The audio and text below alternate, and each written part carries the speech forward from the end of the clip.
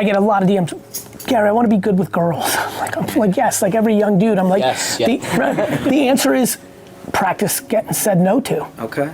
Like you're not, nothing good's gonna happen if you don't ask. Yeah. But like, you have to get used to rejection. And like everyone's so scared of having girls say, fuck you, you're corny. They think like that's gonna ruin their lives, when in reality, that's the beginning of them being on the track in the other direction. You know, like it's just a subjective opinion. That's it. Somebody just doesn't find you attractive or doesn't think you're cool. Like, okay, like you didn't ask out every girl. You didn't think millions of people. There's like 8 billion people, 100%, but you gotta practice. We've really tried to make it like less scary, and in reality, I think we have to make it more scary. Yeah. You know? Get in there. You just have to get practice to be uncomfortable.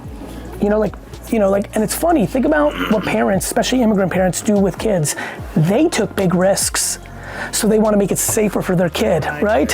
You left the country, you know what I mean? We went all through those huge risks. You know how many people didn't leave Russia when they could, when my family did? They're afraid. Even though they know the Soviet Union sucked, like going to America and being dead poor and not having the government help you a little bit, even though it was a fucked up government, was too scary for some, and they fucking regretted their whole life. Because all the people that came in the 70s, by the time Russia opened up in the late 90s, they all came to America. Everybody else was 15, 20 years ahead of them, and they were starting out like, you know, like, you gotta start practicing to have micro losing. You gotta do shit that makes you uncomfortable. Like take L's. That's, you know, I was even saying in the car over here, like even with sports now, kids are now like picking one sport by like 3rd grade. The one they're good at. Right. Like when I was coming up, like, the best player in football in our team, but he also played basketball and baseball, and he was okay at basketball and like bad at baseball, but like but that helped him like understand, yeah, I'm good at this and not good at this. Now everyone's like, it's just like, I feel like, yeah, that's a mistake. Yeah. It's good. I like doing different ones. Right, and the fact that you did 5 helped you. It helped you, first of all, just actually physically, like doing different sports make you more at different muscles, but it also helped you mentally to understand like you weren't equally as good at all 5. Yeah. It's just impossible. And that's good. Yeah. We don't do enough of that.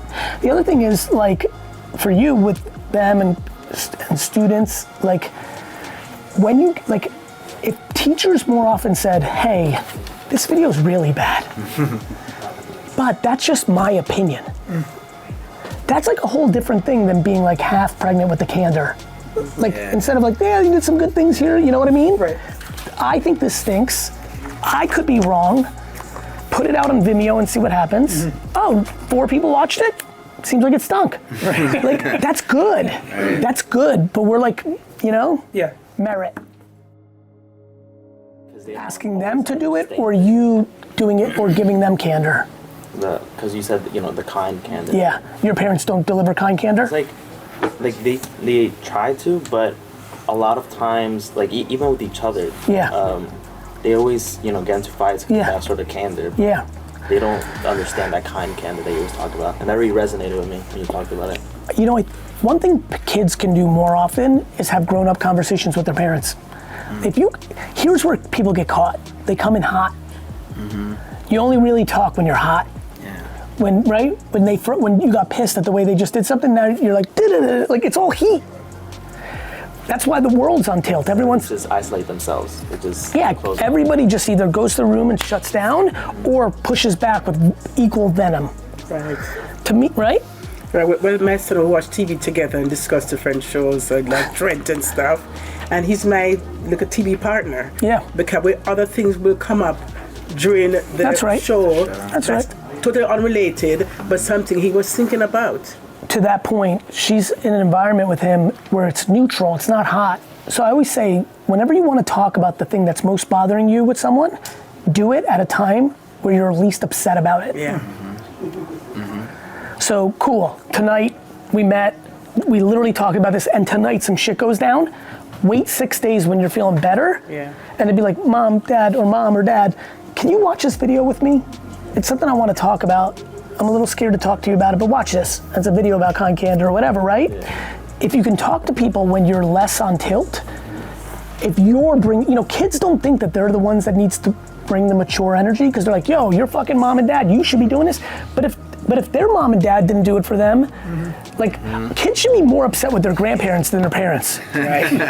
I just wish that became a bigger, bro, when I tell you, if kids in the world started to be more upset with their grandparents than their parents, the world would be in a better place. I don't mean be upset at your grandparents, I mean be empathetic to why your parents are like that. Right.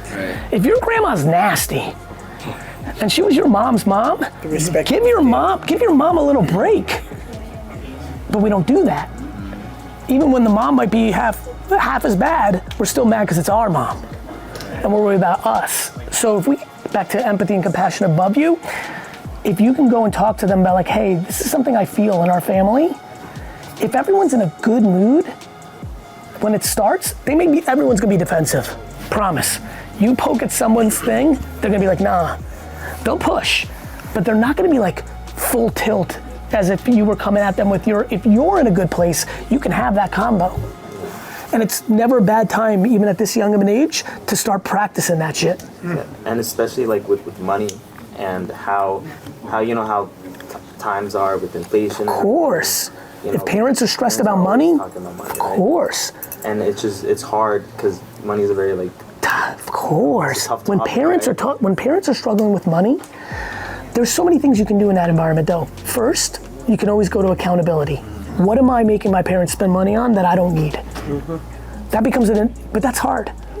Especially especially when families go down in money, like you were used to some shit, but you're not. But like, every time you can practice doing good things, it's gonna service you well. So even if you don't want to stop getting X, Y, and Z that your parents are paying for, and you're like, yo, can you imagine, how old are you? I'm 17. A 17-year-old son coming to parents and say, hey, you got 2 seconds? Mom, Dad, I can sense like there's some anxiety in the system. You know how I get $50 for this, or you know how you're doing this, or and again, I don't know everybody's situation. Some kids have nothing that their parents pay for, others have something and everything in between. But if there's one thing that can save your parents $20 in a month, it's not about the $20, it's about a 17-year-old coming to the table and saying, yo, I want to contribute to this moment. Especially if the fighting is bothering you, you'd be stunned how much that will hit. When I was a teenager, my parents gave me no money after I was about 10. Right. I wanted shit. Like when Sega Genesis came out, I was like, yo, I need that shit. And so, this goes back to like what I tell parents is like, you want your kids to be hungry? You want your kids to be capable? Don't feed them. Right.